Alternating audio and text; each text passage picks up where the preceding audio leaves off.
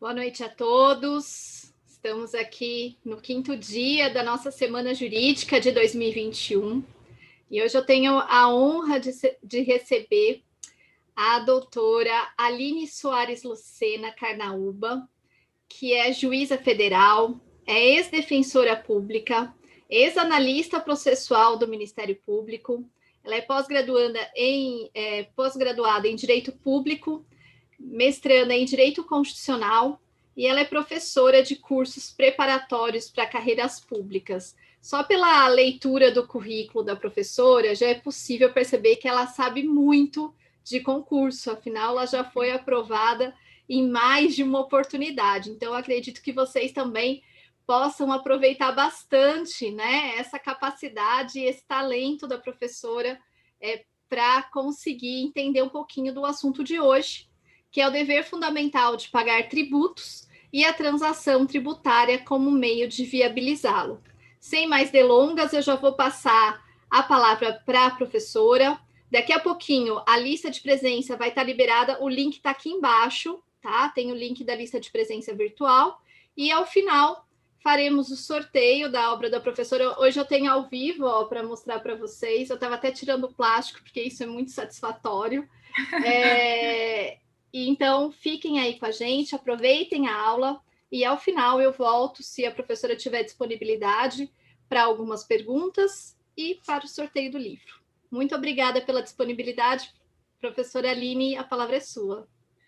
Boa noite a todos. Cecília, muito obrigada. Eu agradeço demais o convite. Só vou fazer uma correção. Graças a Deus, hoje já sou mestre em Direito, né? Encerrei o mestrado, tá?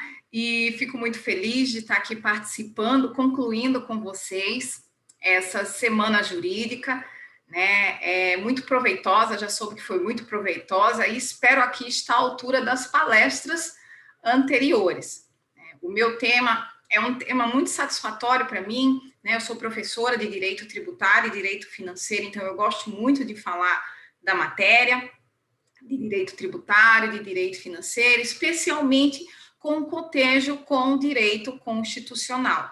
E por isso que eu fiz a eleição desse tema, do dever fundamental, né, de pagar tributos. Nós, às vezes, esquecemos dentro, né, de um discurso pautado praticamente, especialmente pós-Segunda Guerra, né, e aqui eu já começo tratando do tema, a gente esquece um pouco, né, dos deveres fundamentais impostos pela Constituição Federal de 88 a nós, cidadãos, né, indivíduos que estamos inseridos dentro do sistema jurídico brasileiro. Pós-Segunda Guerra, a gente ouve falar muito em direitos humanos, né, direitos fundamentais, o discurso é muito maior, né, no que tange os direitos fundamentais, e os deveres fundamentais terminaram ficando ali, um pouco esquecidos, de escanteio, e eles existem na Constituição Federal de 1988.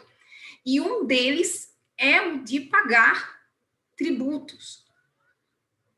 A tributação, nós pagarmos, nós contribuintes pagarmos, né, tributo é um dever fundamental, porquanto previsto na Constituição Federal de 88. E quando a gente ouve um negócio desse, mas caramba, por que tinha aqui? Que dever é esse? No que isso se justifica? Né? E se justifica no modelo adotado pela Constituição Federal de 88 para o nosso Estado. Nós sabemos que a constituição de um Estado, ela se dá porque nós cedemos a nossa parcela de liberdade em favor do Estado para que ele promova, aqui eu estou falando sumaticamente e logicamente, o bem comum de todos. A ideia do Estado, né, enquanto um ente, né, detentor de poderes próprios, e alguns somente dado a eles pela Constituição Federal, em face da promoção do bem comum que incumbe a ele. O que são esses bens comuns? O que é promover o bem comum? Atender às necessidades humanas, né? Essas necessidades são de toda ordem, né? Eu tenho necessidades, você, né, os senhores que me assistem têm suas necessidades humanas, né? Eu, por exemplo, posso ter a necessidade, em um dado momento da minha vida, de contratar um segurança particular, mas essa é uma necessidade minha, né?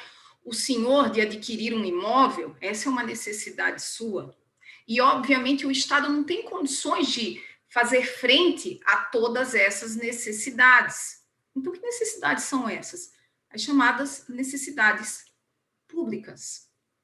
Aquelas eleitas pela Constituição Federal de 88 como de todos, né? Segurança pública, eu não posso, o Estado não tem o dever de me custear um segurança privado, mas tem o dever de me custear, de me proporcionar, melhor falando, segurança pública. O Estado não tem o dever de me proporcionar o melhor tratamento médico disponível para uma determinada enfermidade minha, mas tem o dever de me proporcionar minimamente a saúde pública. Saúde, segurança, assistência judiciária gratuita, né, prestação jurisdicional, que é a minha atividade, tudo isso são deveres e deveres do Estado, de prestação do Estado, e necessidades públicas, eleitas pela Constituição para serem prestadas pelo Estado no atendimento do bem comum, do bem de todos os indivíduos que inseridos ali dentro do Estado. Obviamente, essas necessidades públicas, elas possuem um custo. O médico que trabalha no SUS, ele não vai trabalhar de graça, né? A fábrica que, por exemplo, agora no contexto da pandemia, né, a fábrica que produz a seringa, ela não vai fornecer de graça para o Estado. A polícia não vai, o delegado federal, o agente de polícia, né, não vai trabalhar pro bono para o Estado. Então, todas as necessidades públicas, elas possuem um custo para o Estado, e esse custo realmente é dinheiro. Eu, enquanto magistrada, eu preciso receber o meu subsídio, eu tenho um custo para o Estado. Tudo aqui que eu acabei de falar tem um custo para o Estado, um custo financeiro, receita. O Estado precisa fazer receita para fazer frente a todas essas despesas. E, obviamente, onde está o dinheiro? O dinheiro está no sistema econômico. Aqui falando rapidamente da teoria dos sistemas de Niklas Luhmann, porque aqui eu estou até sendo um pouco ousada ao falar, né, em um segundo, tão simploriamente, mas nós temos o Estado no sistema político, o dinheiro está lá na economia, que é outro sistema. E nós sabemos que pela Constituição Federal de 88, o Estado está alijado, em regra, da atividade econômica, né? A atividade econômica é reservada à livre iniciativa, é reservada ao particular. Em regra, é isso, salvo aquelas autorizações constantes lá no próprio caput do 173 da Constituição Federal, imperativos de segurança nacional, interesse coletivo, e ainda assim na forma da lei. Então, o Estado civil, o Estado não é mais patrimonial, né? O Estado antes, né, o modelo do Estado seria, se assim ele pudesse fazer, seria um modelo de Estado patrimonial. Se a gente lembrar lá do absolutismo, inclusive o Estado vendia títulos, né? Comprou um título de duque, comprou um título de barão, porque tudo isso pertencia a ele e ele vendia e oferia receita dessa forma para custear as suas despesas, que na época eram as despesas, o Estado do príncipe. Então, como é que o Estado, que não é patrimonial, né, vai fazer, e me perdoem, eu vou usar essa palavra mesmo, fazer dinheiro para honrar as suas despesas e atender às necessidades públicas e cumprir com a sua missão de atendimento ao bem comum. Por meio da tributação. Ora, todas essas necessidades são voltadas para quem? Para o indivíduo. Então, nada mais justo, nada mais válido que o indivíduo, dentro aqueles, obviamente, que apresentem a capacidade contributiva para tanto, contribuam para o custeio do Estado. E é essa a ideia da tributação e a razão pelo qual o Estado precisa auferir as suas receitas tributárias, especialmente a receita de impostos. Porque o nosso modelo de Estado é um modelo fiscal. O Estado precisa daquele dinheiro que está no sistema econômico, que vai ser feito pela livre iniciativa. Essa livre iniciativa demonstra sua capacidade contributiva e o Estado que está lá no sistema político vai se valer de um instrumento que lhe é dado pela Constituição para impor o pagamento do tributo, que é a lei. E é por isso que a gente diz, obviamente, que a relação tributária é uma relação jurídica, porque ela decorre da lei, ela é pautada pela lei. Então, eu creio que talvez, né, pagar tributo não seja tão ruim assim, né? Vamos começar a abrir, né, os nossos horizontes. Talvez o problema não seja pagar o tributo em si, o sistema que nós temos hoje, o sistema colocado em que a tributação do consumo ela é absurdamente, né, maior do que a própria tributação da renda, né? Inclusive o imposto sobre grandes fortunas está lá até hoje muito bem deitado, né, na Constituição Federal, perdão, lá no 153.7, e aí é uma outra discussão, né, acerca da sua instituição ou não, mas talvez o problema não seja pagar impostos, o problema não seja pagar tributo, o problema é o sistema que se apresenta, né? E quando eu digo impostos, eu digo especialmente impostos, porque o modelo de Estado fiscal é aquele que se pauta exatamente no custeio feito pela receita de imposto. Por quê? Em face da não vinculação da receita de imposto e da própria hipótese de incidência. Como assim, Aline? Olha, a Constituição lá no 167.4 diz, olha, receita de imposto, ela é não vinculada. Por quê? Porque ela vai atender as despesas gerais do Estado, subsídios, né? Pagamento de serviços, despesas gerais de saúde, despesas gerais, complementação da Previdência, enfim, despesas gerais. E ainda a própria hipótese de incidência. Porque, vejam, todas as outras espécies tributárias, quando eu falo em contribuição de melhoria, em taxa, o Estado, para poder cobrar, ele precisa esperar uma atuação do contribuinte.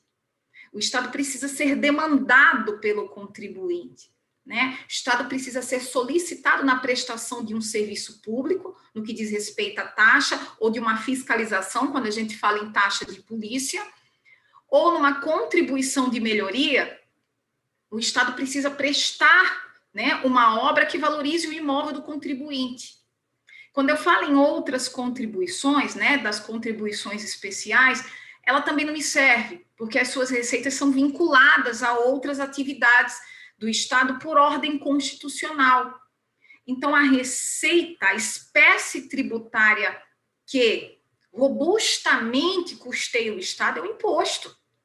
Por quê? Porque no imposto, a minha receita, ela em regra não é vinculada, salvo as exceções lá do 167.4, que é saúde, atividade da administração tributária, ensino, operações de crédito por antecipação de receita. E a minha hipótese de incidência é uma atuação da vida do contribuinte. Ele oferir renda para pagar um imposto de renda, é ele ser proprietário de um automóvel para pagar o IPVA, É ele ser proprietário de um bem imóvel em zona urbana para pagar IPTU, se for em zona rural, ITR, e todas as situações da vida que demandem o pagamento de imposto. Então, por isso, esse é o modelo do Estado fiscal. Mas, obviamente, todo mundo vai pagar? Não, nem todo mundo. Dentro, obviamente, da própria solidariedade de se pagar impostos. A Constituição, ela impôs o dever fundamental de pagar imposto, mas, obviamente, ela reconheceu a capacidade contributiva como uma necessidade, como um requisito, melhor falando, a ser verificado, porque nada mais é do que um desdobramento do próprio princípio da igualdade, né, da isonomia. Não tem como todo mundo pagar tributo, pagar imposto, especificamente, por exemplo, de renda, quando a renda é absolutamente diversificada. Quando existe uma pessoa que é exatamente aquele que mais precisa do serviço público, porque a renda dele não é suficiente sequer para a própria sobrevivência, né?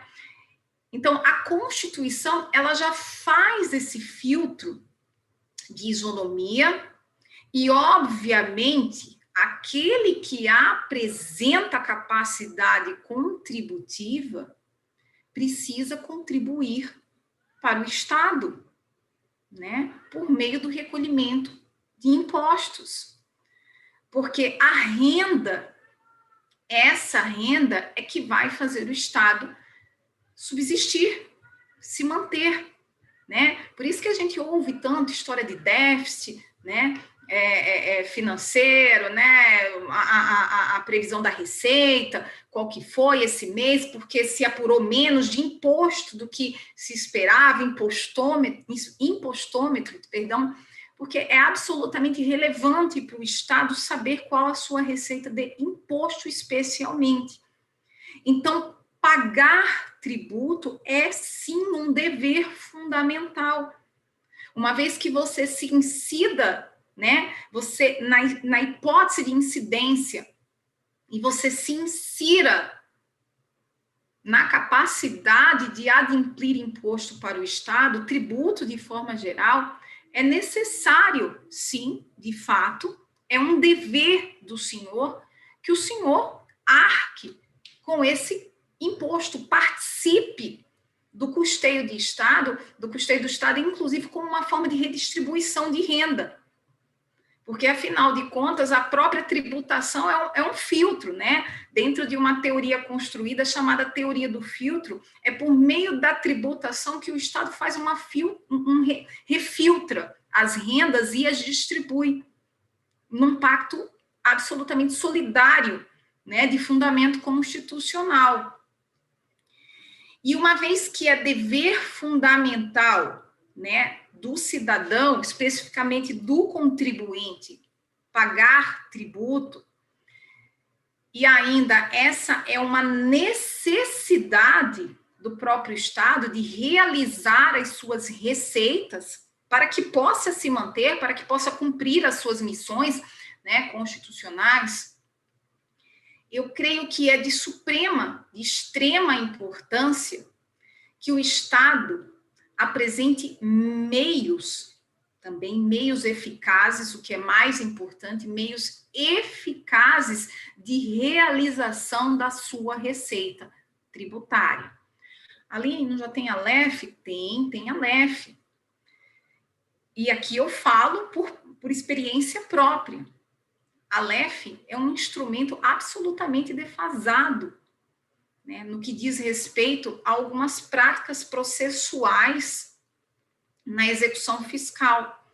Ela até pega, geralmente, aquele que deve tributo, né, e que tem uma capacidade contributiva maior, o grande empresário, né, aquele que, porventura, recebeu, tem patrimônio para até garantir uma execução fiscal, mas aquele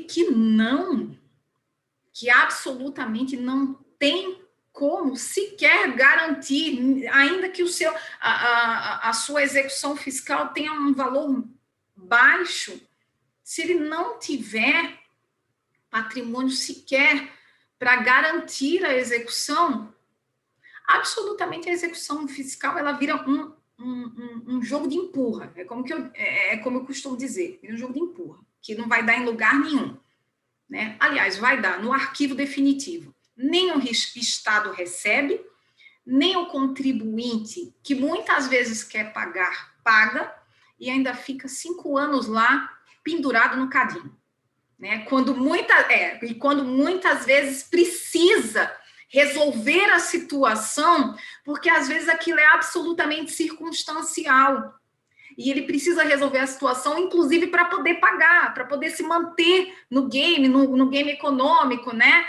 Como um ator econômico e tentar, de alguma forma, honrar as suas despesas. Há ainda, né, a não arrecadação. Como efeito disso, a gente tem uma receita tributária que não é arrecadada, que não interessa absolutamente a ninguém. Nem o Estado que precisa receber, nem o contribuinte, como eu falei aqui agora, dando esse exemplo do CADIM, que muitas vezes quer pagar. E com o próprio dever fundamental, está sendo descumprido. E quem dá aso a esse descumprimento muitas vezes é o Estado, quando está engessado em uma caixa chamada Lei de Execução Fiscal, que só pode ser daquela forma, daquele jeito, né? E isso causa muitas distorções, né? O prejuízo não é só arrecadatório, né? Não é só o déficit financeiro do Estado, né? Dentro do próprio mercado econômico, a gente cria uma situação de desvio na concorrência. Porque vamos imaginar 2 cidadãos que exerçam as mesmas atividades econômicas, um pague os seus tributos absolutamente, corretamente, em dia, e esse aqui, por uma circunstância do seu negócio, absolutamente começa a não pagar o seu tributo, por fazer alguma escolha, né? Olha, hoje ou esse mês eu pago tributo ou eu pago salário. E o que acontece? Isso começa a gerar um efeito acomodativo. É isso que a gente começa a verificar às vezes também. Não vou pagando tributo. E esse aqui está pagando. E esse aqui, na realidade, está pagando para ver, né? Observem, o que está lá inserido na legalidade tributária, de alguma forma, ele concorre deslealmente, o outro concorre deslealmente com ele, porque existe um não pagamento de receita tributária por esse, e esse aqui honra absolutamente, e a gente sabe que isso aqui é um encargo muito alto. Quantos negócios, quantas empresas no Brasil não conseguem se manter exatamente por conta da carga tributária? Então, obviamente, isso culmina em quê, gente? Uma injustiça tributária, um comportamento de injusto tributário. Isso aqui vai seguindo, vai pagando. Tem um dado momento que ele falou, eu não aguento mais, eu não tenho como subsistir com o meu negócio dentro da legalidade. E esse aqui segue firme, não pagando, até que um dia vamos ver no que dá a execução fiscal.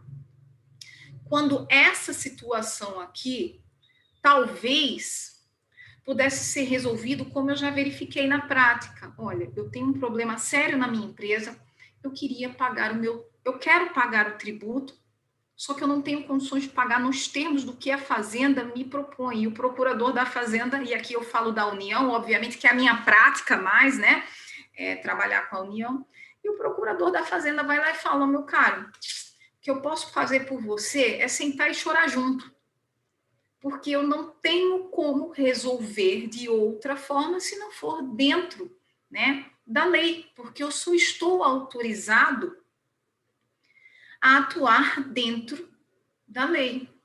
Então, essa cobrança, essas situações, elas se repetem, absolutamente se repetem.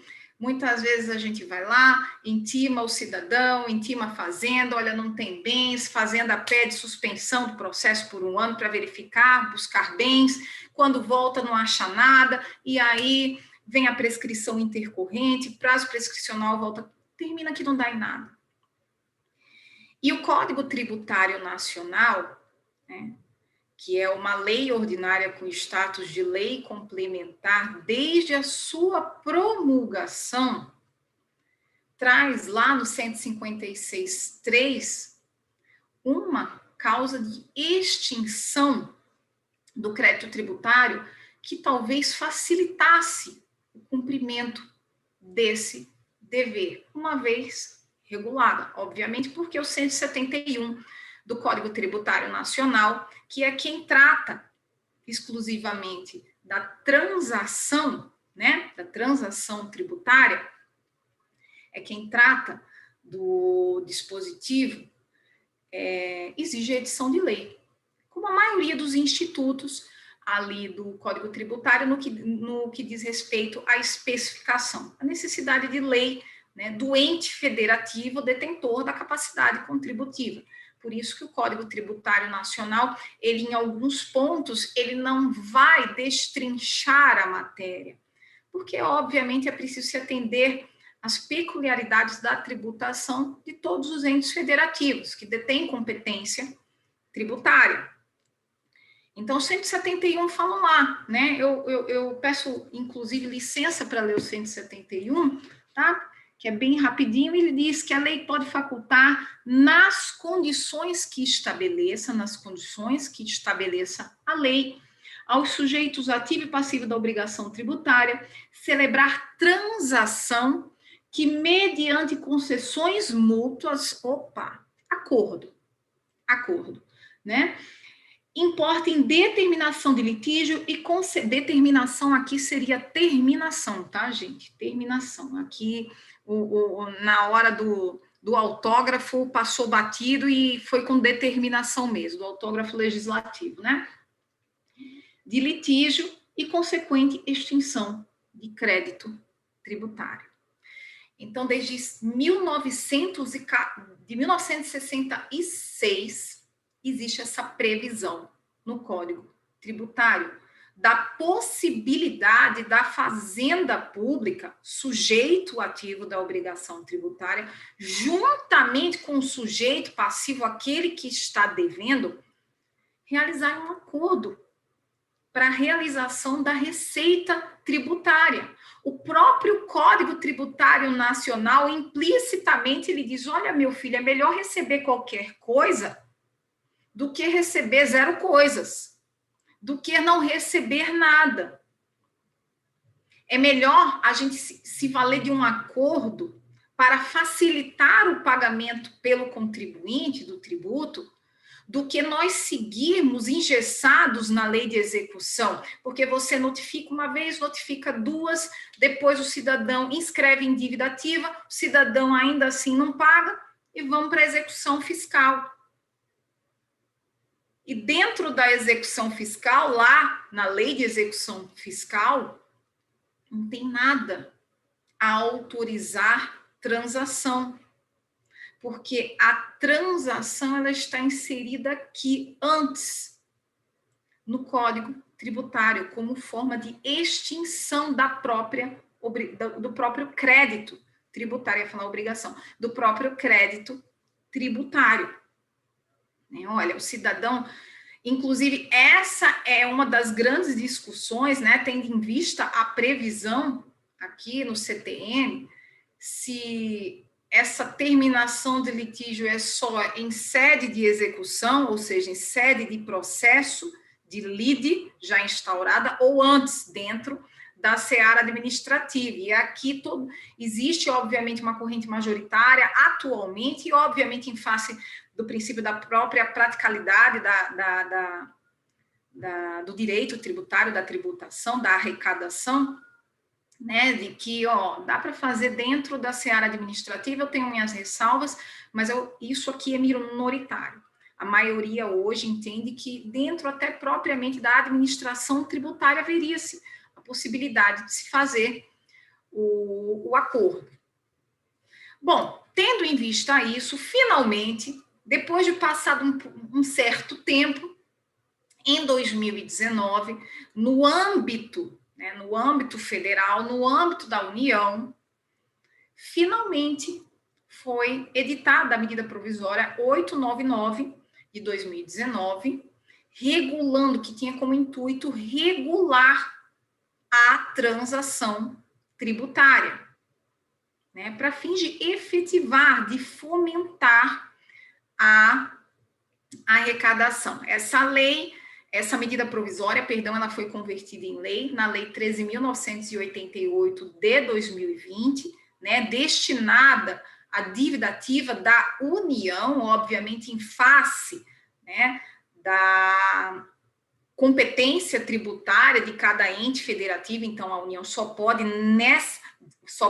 falar de transação no que diz respeito aos seus tributos, não pode impor uma lei geral acerca dessa matéria para os demais entes, mas a tendência, obviamente, é, uma vez editada a lei da União, os demais entes também, os que não tinham ainda, saírem fazendo suas edições.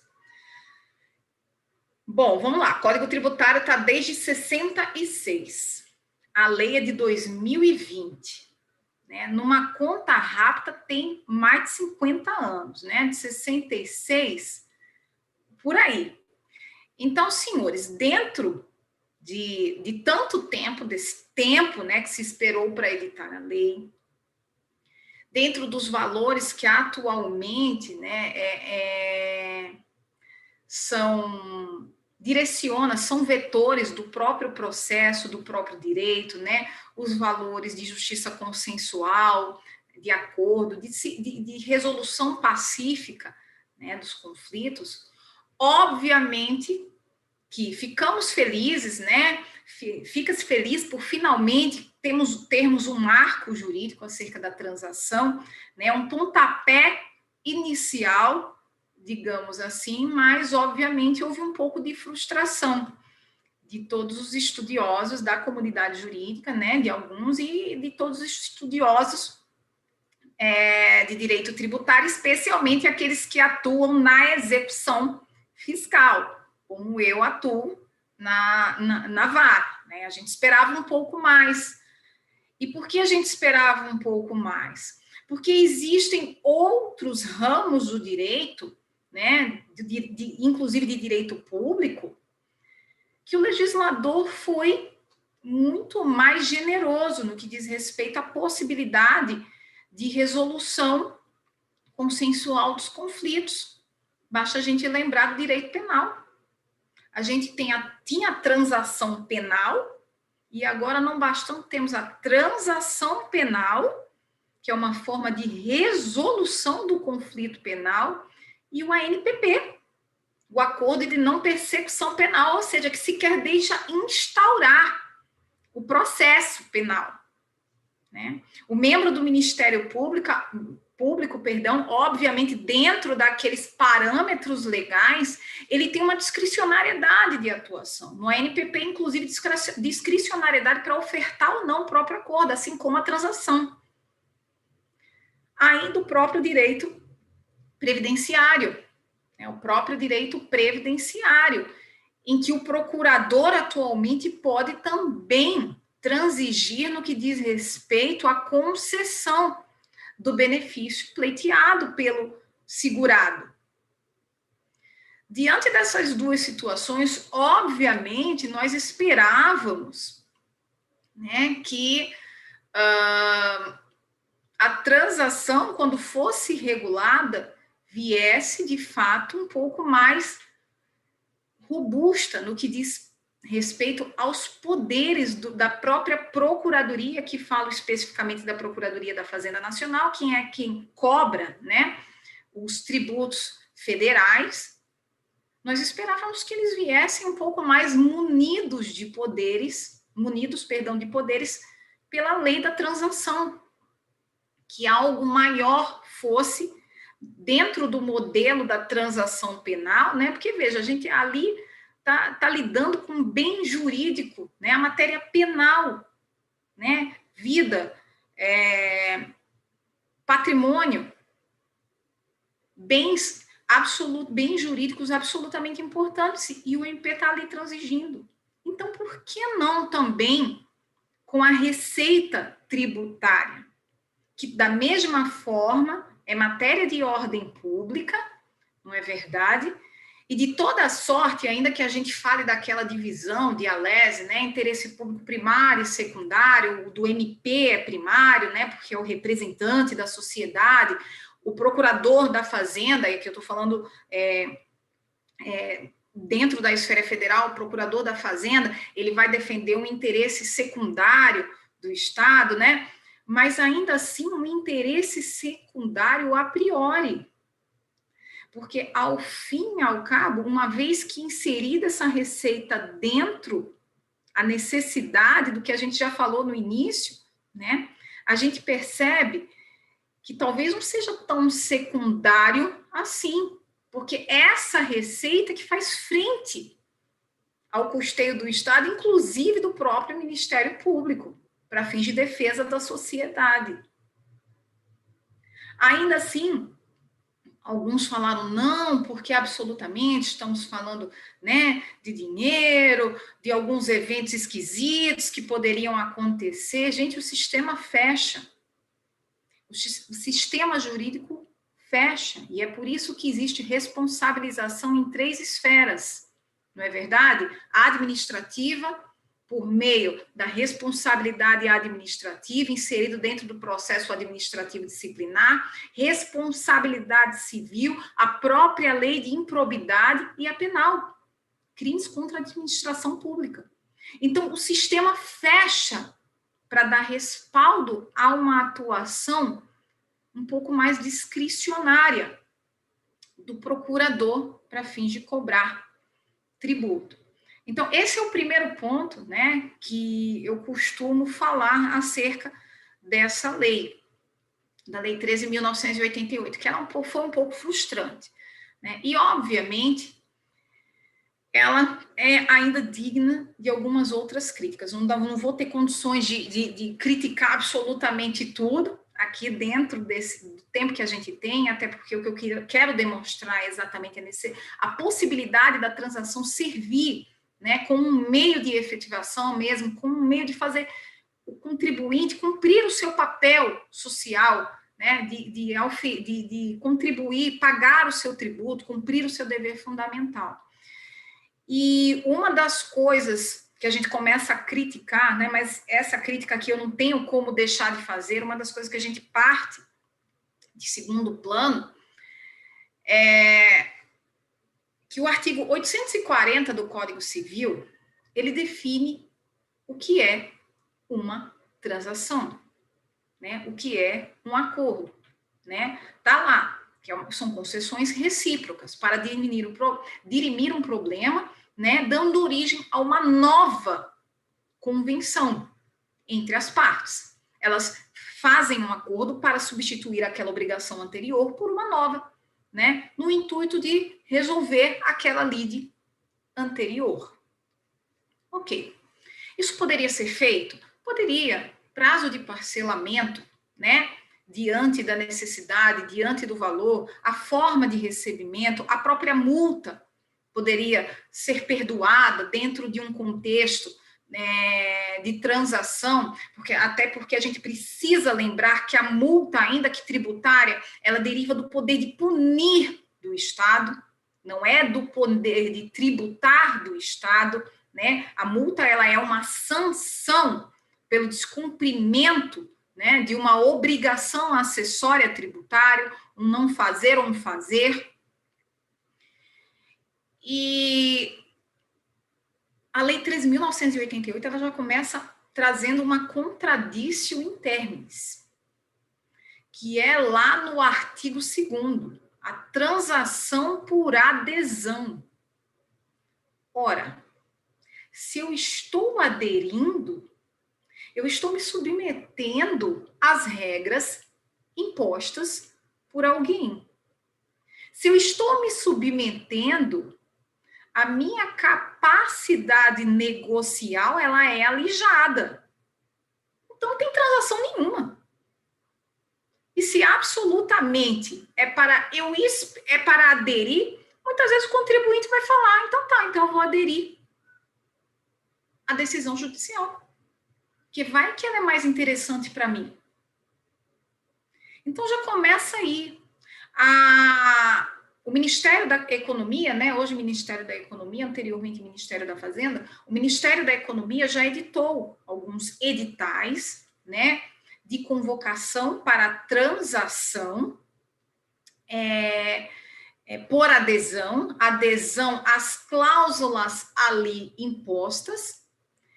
E confesso aos senhores, do que eu já li, parece-me muito mais um programa de parcelamento corrigido, revigorado, sabe o refis? Foram lá, pegaram o refis, vamos dar uma ajeitada, isso daqui não dá certo, a gente já viu que dá muito problema judicial, e vamos fazer isso aqui. Porque ou você tem uma transação em que as partes têm liberdade para convencionar, para discutirem cláusulas em comum acordo, ou você tem uma adesão, em que alguém impõe. Não existe, né? Para o direito, para mim, é um pouco complexo entender uma transação por adesão. E nada mais fez do que o Ministério da Economia do que editar editais, convocando as transações e, logicamente, impondo as suas regras. Outro ponto, né, que eu aqui também geralmente é uma das críticas que eu costumo fazer a essa lei, é a contida no artigo 5º, que fala da vedação da transação que reduza multas de natureza penal. Primeira coisa, toda multa tem natureza penal, porque toda multa é uma sanção e deriva do poder de punir do Estado. Então, o que o legislador quis dizer ali? São as multas penais que decorram do processo penal, e aí a gente tem que cotejar com 51 do Código Penal, que foi alterado e diz que a execução, né, da multa, ela agora fica no juízo da execução penal e aplica-se apenas o procedimento de execução fiscal da dívida ativa, né? E aí, obviamente, são essas as multas que não são aptas a serem objeto de transação penal, ou ele falou apenas da multa de forma geral, inclusive as tributárias. E aqui o Estado perde muito, mais uma vez, porque essa seria uma excelente moeda de troca para fins de receber o principal corrigido nos termos da lei.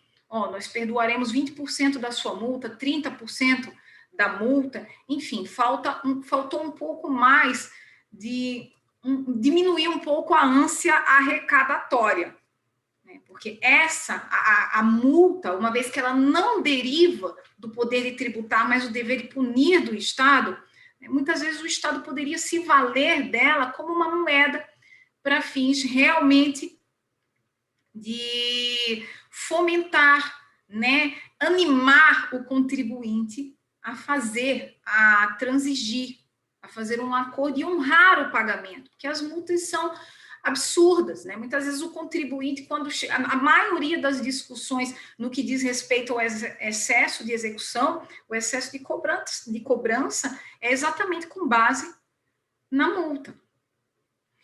Então, eu acho que nesses pontos, a lei de transação, ela merece realmente uma análise e, obviamente, no que diz respeito à possibilidade de torná-la mais efetiva, porque ela tem esse potencial, a transação como instituto tem esse potencial, né, de realizar a receita tributária, especialmente aquela receita tributária que a Fazenda já não tem mais nem ânimo de buscar por meio da execução, ou até já está quase que dando como perdida. Bom, mas não vou também aqui, logicamente, falar só mal da coitada da lei, né? Porque houve uma tentativa, e toda tentativa, e eu acho injusto, obviamente, a gente só apontar os erros. O que teve de bom, e aqui eu acho que foi muito bom, foi a transação no contencioso de pequeno valor.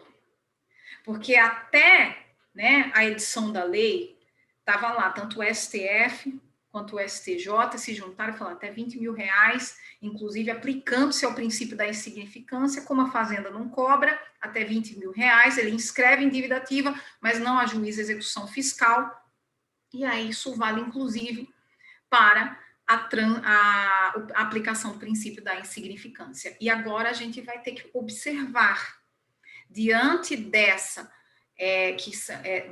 previsão lá do 23 da Lei 13.988, né, que estabelece 60 salários mínimos, a gente vai ter que verificar se de fato vai se manter essa jurisprudência, porque a lei diz o seguinte, olha, não é que R$20.000, não é que o valor do tributo ele não seja importante, né? Tá óbvio que é importante. R$20.000, gente, no país da gente, eu acho que merecia realmente uma maior atenção o valor, né? É uma portaria do Ministério da Economia, editada pelo Ministério da Fazenda, a portaria 75, que estabelece. Eu tenho minhas dúvidas acerca da legalidade, obviamente, né? Porque o parágrafo 6º do 150 da Constituição exige lei para renunciar à receita, 14 da Lei de Responsabilidade Fiscal também está em cima, e uma portaria, né, em que pese haver uma possibilidade de delegação no próprio artigo 14, mas a portaria foi lá e não sei até que ponto ela cumpre o princípio da legalidade. Existem outros institutos, né, que estão sendo aí bastante utilizados pela Fazenda, como negócio jurídico processual, previsto lá no artigo 190 do Código de Processo Civil, e já com edição de atos normativos para a atuação dos procuradores, né? Mas, obviamente, ainda me parece um pouco tímida a atuação, porque preocupa-se com a atuação funcional, uma vez que há uma certa patinação acerca do que pode ou não pode ser feito. A lei de arbitragem, no artigo 1º, parágrafo 1º, que autoriza, né, a administração pública, em face de alguns bens, se submeter à lei de arbitragem, e no que diz respeito à execução administrativa, para alguns tributos, alguns impostos especificamente, tem um projeto de lei, o projeto de lei 4.257, de 2019, que está tramitando, salvo engano, a última vez que eu vi, eu confesso que eu não pesquisei para hoje, porque me ocorreu agora o projeto de lei, salvo engano, ele estava na Câmara ainda, né, para fins de análise, estava foi na Câmara dos Deputados. Eu fiquei na dúvida qual era a comissão. Bom, creio que já estava na última comissão. Enfim, o que a gente precisa lembrar é que o direito tributário, ele não tem, ao fim e ao cabo, o que eu quero dizer com tudo isso é, pagar tributo é um dever fundamental de todos aqueles que apresentam capacidade contributiva, porquanto é um desdobramento do princípio da isonomia e da própria solidariedade social, né? Princípios básicos do nosso Estado. Ainda, o direito tributário, ele não tem mais como se esquivar dessa nova onda de consensualidade que vem realmente tomando conta do direito, dos ramos jurídicos. O próprio direito penal já se rendeu, o próprio processo penal já se rendeu à consensualidade como uma forma, né, de resolver os conflitos e, obviamente, desafogar as instituições, especialmente o Poder Judiciário. Eu atuei em Manaus um tempo, né, como juíza federal, e eu lembro que a Vara de Execução Fiscal de Manaus, ela teve um tempo que ela ficava num segundo andar, salvo engano. Houve um tempo que se ameaçou a estrutura do prédio, de tanto processo de execução fiscal que tinha na vara. E muita coisa em arquivo provisório, porque chega a ser surreal, né? Mas é exatamente isso. Houve um tempo que se chamou engenharia porque se percebeu que aquela quantidade de processo no arquivo provisório, esperando a fazenda, né, achar algum bem do contribuinte, esperando dar o prazo de 5 anos, quando isso poderia ser resolvido de outra forma. Muitas vezes, como em algumas ocasiões eu já vi o contribuinte indo lá, querendo saber como é que poderia resolver. E particularmente o meu marido, né, procurador da Fazenda Nacional, ele chega muitas vezes me contando essas histórias, que o contribuinte foi lá, olha, eu tenho isso, eu tenho aquilo, não tem como parcelar, enfim. Né? Às vezes também não falta má vontade do contribuinte, falta um pouco mais de boa vontade do próprio Estado.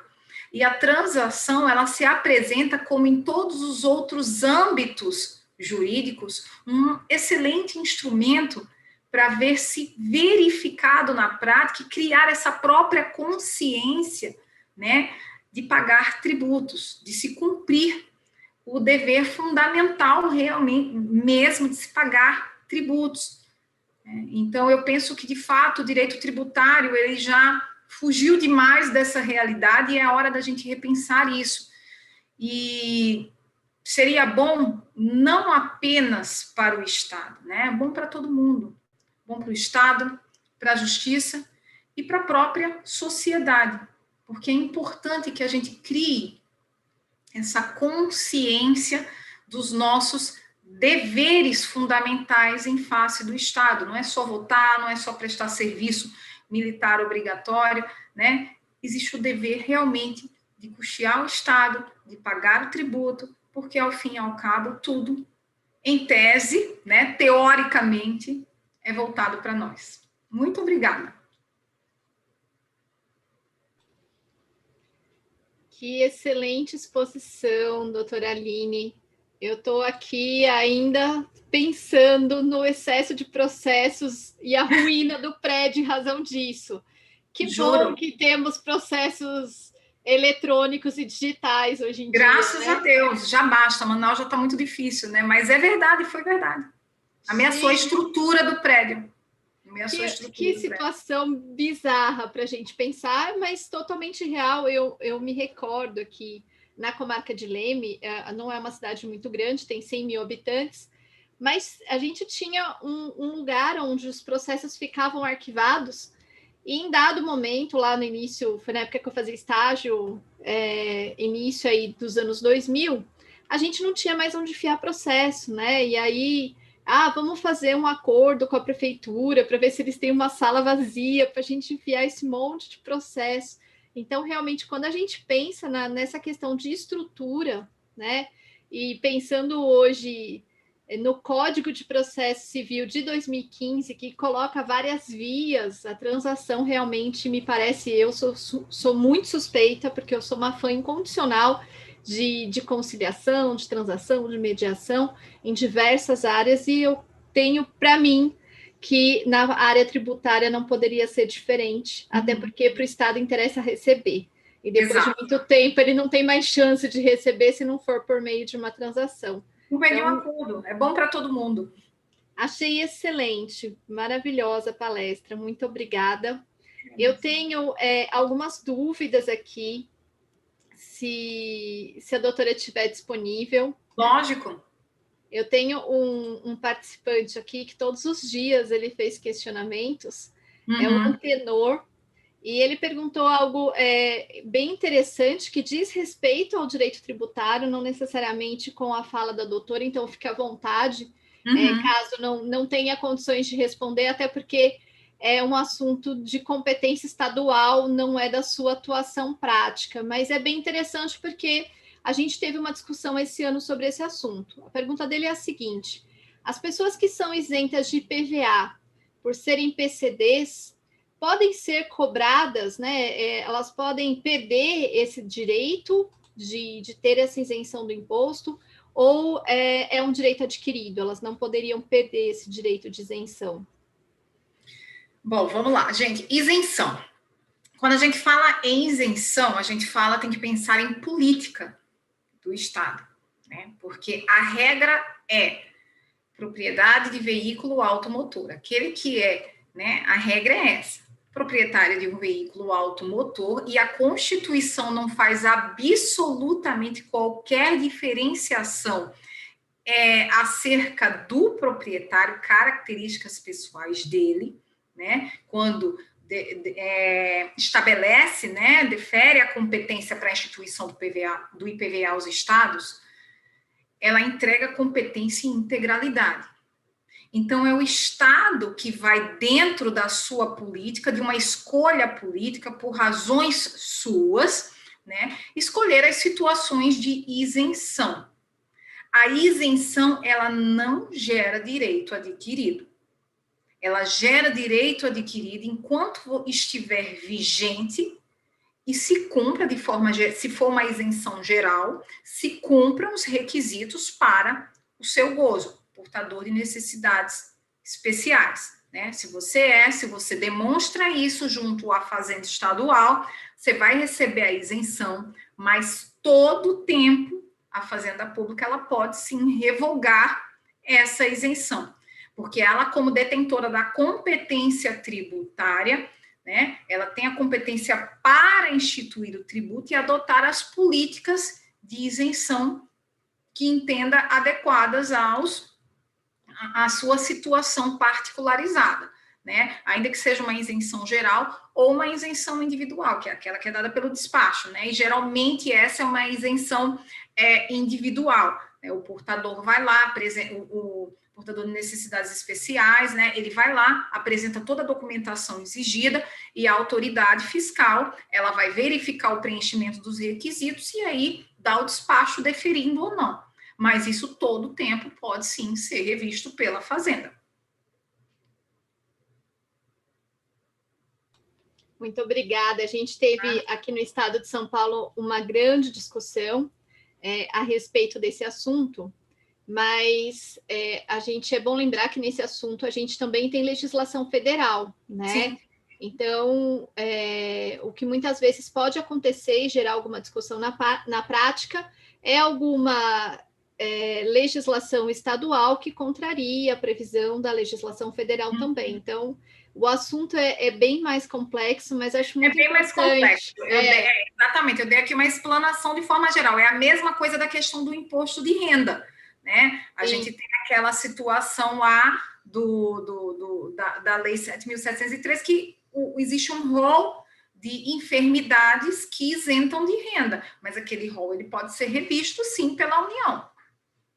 Inclusive, ontem, na palestra de Direito Penal, anteontem, a palestra do Dr. René, ele estava falando, né, do direito penal e da existência de normas administrativas que complementam esses conceitos da legislação penal. No tributário vai acontecer a mesma coisa, né? Então, a gente tem também essa conversa, não só entre as esferas, mas também entre as áreas administrativo, penal, tributário, etc. Então, direito não é para os fracos, viu, minha gente? Tributário e constitucional menos ainda, porque realmente é complexo. Agradeço a sua disponibilidade. Eu vou passar o sorteio.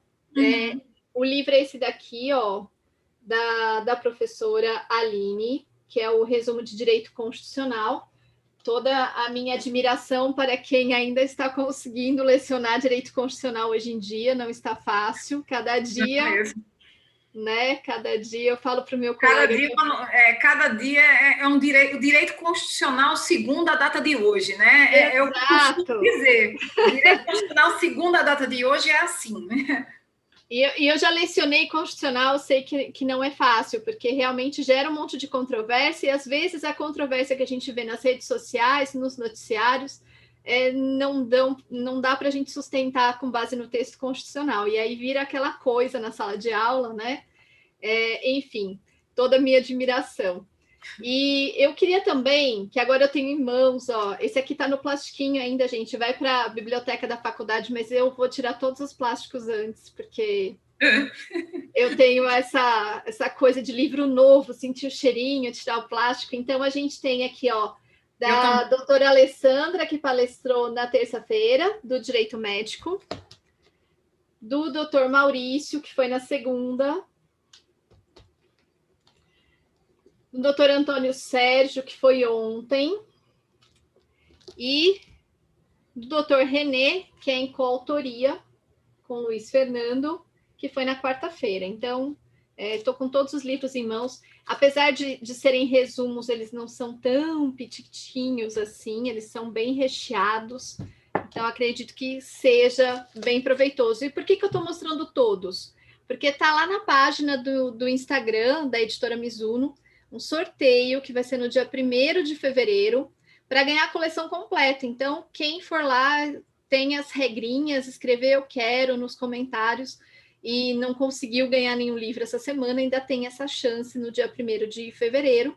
É um sorteio que foi feito exclusivamente para esse evento, né, da Semana Jurídica, mas aí vocês têm a chance de ganhar a coleção completinha, e ela tá linda, tive acesso a ela hoje, recebi hoje, e a semana que vem, provavelmente mais para o final da semana, já vai estar no nosso acervo da biblioteca da faculdade. Agradeço aí a editora Mizuno não só pela parceria, né, da semana, desse contato com os palestrantes, mas também de propiciar o acesso dos alunos às obras. Além disso, quem não ganhar o sorteio, né, vocês têm a oportunidade de comprar com desconto. Então, tem lá na página da editora Mizuno também o cupom de desconto, o nome é Anhanguera, então vocês conseguem 20% de desconto, combinado? Então, feito o jabá para o nosso parceiro de palestras, né? E é um jabá gostoso de fazer, porque realmente tá muito, muito bom, estão muito boas as obras, muito bons livros. Eu vou passar para o sorteio. Deixa eu pegar aqui a lista atualizada. Vamos ver se eu vou conseguir dividir com vocês hoje. Vou. Então, temos aqui 207 pessoas que nos acompanharam ao vivo. Vamos criar aqui a listinha. Às vezes vai dar um pouquinho mais, que quem respondeu enquanto eu estava pegando vai estar incluído também. Quem não respondeu, aí vai ficar para o sorteio do dia 1º de fevereiro. Deixa eu pegar aqui. 210. Ai, vi o nomezinho da Annelise aqui. Saudades, Annelise. A gente não vê os alunos faz quase um ano. A gente já está com saudades. Então, vou aqui, ó, é o site do sorteador. Colocar o nome de todos vocês. Cruzem os dedos. Primeiro colocado é que ganhará o livro.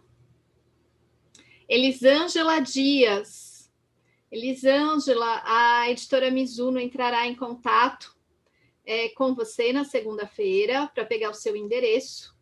E em breve a obra da doutora Aline estará na sua casa, tá bom? E como último recado, eu gostaria de convidá-los a acompanhar a página do Instagram da professora Aline. Eu tenho acompanhado aí, eu falei que eu ia, né? Porque os stories dela hoje estão fantásticos. Está animado, hoje está animado. Hoje está animado, hoje está animado. É um coach para concursos, né? É o coach real hoje. Exato. Uma pessoa falou, professora, você não teria que ser muito pistola, você ia ser coach pistola, né? Eu falei, não, deixa quieto. Tá vendo que não ia dar? Tá vendo que não é verdade? Os alunos que me indicaram a página do coach de fracassos, que eu adoro. E aí, hoje eu peguei os stories que tiraram onda com a doutora Aline, e ela foi das respostas, e os exemplos de como ela seria uma coach estão imperdíveis para quem aí pensa em seguir carreira pública, de estudar para concurso. Não é uma carreira fácil, a gente tem que ter o HBC, hora de bunda na cadeira, muita dedicação realmente. Então, convido vocês a seguirem. E gostaria de agradecer a disponibilidade, a simpatia, a clareza em expor um tema que é árduo, né? Direito tributário não é dos mais queridinhos.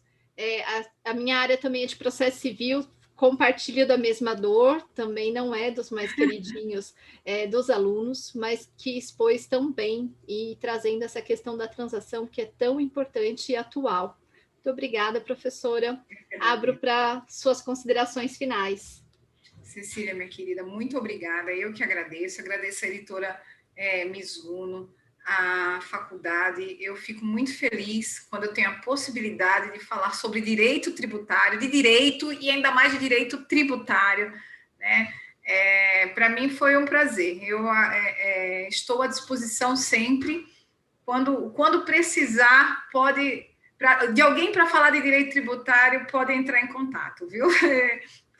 Foi muito gratificante para mim, eu fico muito feliz. E agradeço a participação de todos, porque eu sei que sexta-feira, 20h é puxado, né? E ainda ouvir direito tributário, nossa senhora, vocês merecem, já ganharam 5% do céu, né? É só não fazer bobagem daqui para o resto da noite, que já garante o de hoje. Os pecados de hoje já foram perdoados, viu, gente? Quem saiu da dieta vai continuar sem engordar, já está tudo perdoado hoje. Exatamente. E olha, não pode oferecer não, porque aqui oferece, eu aceito, viu? O doutor Maurício Cunha, há alguns anos atrás, acho que foi 2019, 2018, falou assim, olha, eu estou perto de Leme, que eu estou em Poços, quando quiser que eu vou palestrar, pode me chamar. Eu falei, olha, avisei. Ele falou que estava mantido o convite, chegou agosto, fui fazer semana jurídica, já iniciou nossa semana. Então, é assim, ofereceu agora, pode ter certeza que retornará. No Nordeste, pegou na palavra. Ah, pegou na palavra, muito obrigada. E esse sotaque maravilhoso, né? O povo fala que o sotaque de paulista que é estranho, tal, mas olha esse sotaque, ai, que delícia. A gente fala um pouco cantando, né? Você sabe que eu sou paulista, né? Eu nasci em São Bernardo do Campo, eu vim para Alagoas com 6 anos de idade. Absolutamente, é o que quando eu vou para aí, né? Que alguém sabe disso, costuma falar, nossa senhora, mas tu não deu nenhuma ponte aérea, né? Não fez nenhuma conexão em São Paulo, porque teu sotaque não tem nada. Eu falei, não, eu fiquei 6 anos e vim para cá. Vocês queriam o quê, né? Mas é porque a gente fala cantando um pouquinho, eu gosto, eu confesso que eu gosto. Ah, eu acho lindo. Eu tenho um grandíssimo amigo aí, o Beck, que é de Alagoas, maravilhoso. E sempre que eu posso estar com o pessoal daí, em uma semana eu já estou com sotaque, viu? Porque eu adoro, fico cantando também. Então, o povo do Nordeste, de forma geral, o povo do Sul de Porto Alegre, que delícia também, adoro. Bom, eu acho que é isso. Vamos para o encerramento. Mais alguma coisa, doutora Aline? Não, muito obrigada, muito obrigada. Vamos deixar esse povo descansar, né? Descansar e vão dormir para não fazer bobagem, mais hoje. Sexta-feira à noite, vai mandar aluno universitário de férias dormir. Não, então vai estudar. Pandemia, tá certo, foi bom conselho. Bom, é isso. Agradeço imensamente a todos que nos acompanharam durante essa semana. Foram 756 pessoas inscritas para uma semana jurídica nas férias, né? Antes de começar as aulas. Então, isso demonstra que realmente vocês estão animados para estudar e comprometidos com o aprendizado. Agradeço o pessoal da editora Mizuno mais uma vez, a palestrante dessa noite e aos palestrantes das noites anteriores, que muito gentilmente se colocaram à disposição, cederam o seu tempo, seu conhecimento para os nossos alunos e nossos convidados. Então, aguardem o próximo evento, teremos mais este ano, e eu já peguei algumas sugestões, pode deixar que elas já estão marcadinhas e tentarei, dentro do possível, atender a todos. Tá bom? Boa noite, boa sexta e até breve. Até mais.